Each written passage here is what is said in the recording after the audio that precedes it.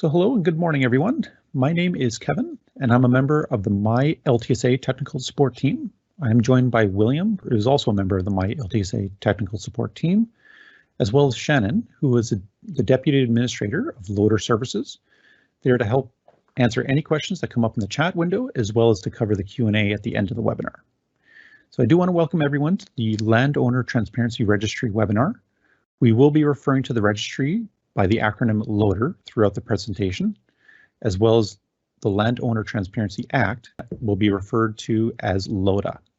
This webinar is for all myLTSA enterprise users who electronically file applications with the LTSA and wish to learn more about filings to LOTR. So in this webinar, we'll cover helpful tips on how to file to LOTR.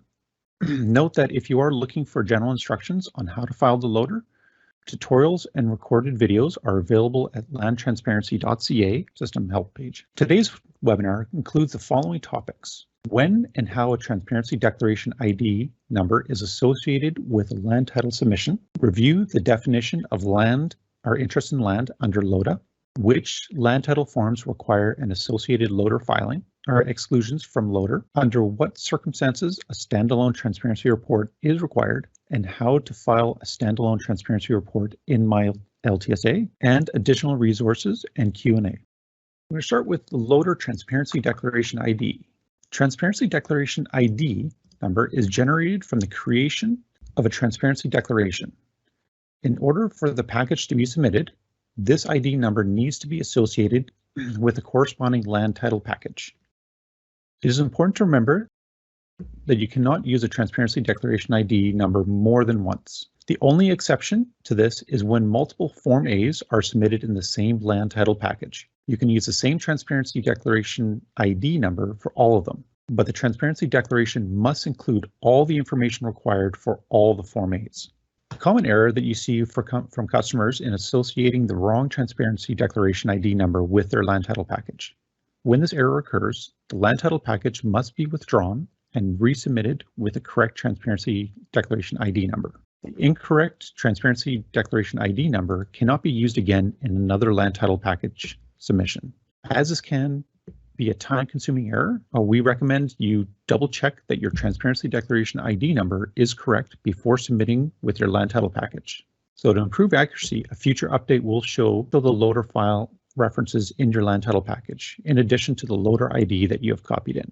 So next we're going to go over the LOTA definition for interest in land. The definition of interest in land is important for LOTR because a transparency declaration is always required when an application is made to register an interest in land as defined in LOTA. The transparency report will also be required if the transferee is a reporting body. To review an interest in land is defined by the Landowner Transparency Act as any of the following: an estate in fee simple, a life estate in land, a right to occupy land under a lease that has a term of more than 10 years. This is only relevant for leases registered on title, and leases under 10 years do not require a transparency declaration. And a right under an agreement for sale to occupy the land or require the transfer of an estate in fee simple. Exclusions to LOTR. There are limited exclusions to the requirements to file a transparency declaration with an application to register an interest in land. You will need to refer to the Landowner Transparency Act to determine what forms are required for your specific circumstance. For land title registrations that are excluded from filing a transparency declaration, the process in myLTSA is to check the excluded from LOTA box and select the type of exclusion. Select the drop-down list. The two options are land excluded under Section 6 of LOTA and not an interest in land as defined in LOTA. So just select the one you want and then click Add. You can also remove any incorrect LOTA reference before submission. Just select the checkbox next to the LOTA reference that was added and then click Remove. Note that once your package has been submitted as excluded from LOTR, this action is not reversible. You must be absolutely certain before you submit the package that the application you are making is indeed excluded. The only way to correct this is to withdraw the entire package and resubmit it with the correct filing. Standalone Transparency Report. When an application to register an interest in land is being submitted, a transparency declaration is required, and possibly a transparency report. In the circumstance where a transparency report is required, it is automatically created when the transferee is indicated as a reporting body in the transparency declaration. So as you see here, we selected that they were selected as that yes, they are the reporting body, and then once you save, you'll see that you get the message here that the report has automatically been created. However, there are 4 circumstances where a transparency declaration is not required, and a standalone transparency report must be filed. Existing reporting bodies with an interest in land will have until November 30th, 2021 to file a transparency report under Section 15 of LOTA.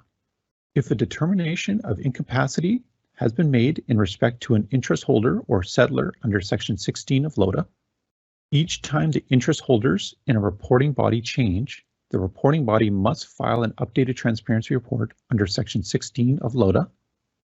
A reporting body may file a new transparency report under Section 17 at any time the reporting body considers it necessary in order to correct or complete information contained in a previously filed transparency report. When filing under Sections 15 to 17 of LOTA, a transparency declaration is not required and should not be created. In fact, if a transparency report is created along with a transparency declaration, the associated transparency report will remain unfiled in the LOTR dashboard until the proper procedure is followed. The procedure for a standalone transparency report is to click on the Create Transparency Report button from the LOTR dashboard in myLTSA. And for help with this, you can click on the help link below to get more information. So this gives you a little bit more information. So there's always the help section. So just click the Create Transparency Report, complete the form, which in this case we have already completed it. So after you've e-signed, you will get this message. Then scroll down to the bottom and using the Submit button from the Execution Copy / e-sign page, the standalone transparency reports are filed immediately, whereas any filing with a transparency declaration must have a land title package associated with it to complete the LOTR filing. So as you see here, we go under the filed and you see that the transparency report that we just submitted has been filed immediately. Whereas you go back to active and any of the ones that are with the declarations are still showing as ready for submission. So they're waiting for our land title package to be submitted. So now we have additional resources. The easiest way is you can actually just go to landtransparency.ca and you'll find these helpful tools that can assist you in learning about LOTR and LOTA and how to file. So this concludes the LOTR system update webinar. So on behalf of everyone at the LTSA, we thank you all for attending. So thank you again, and I hope everyone enjoys the rest of your day.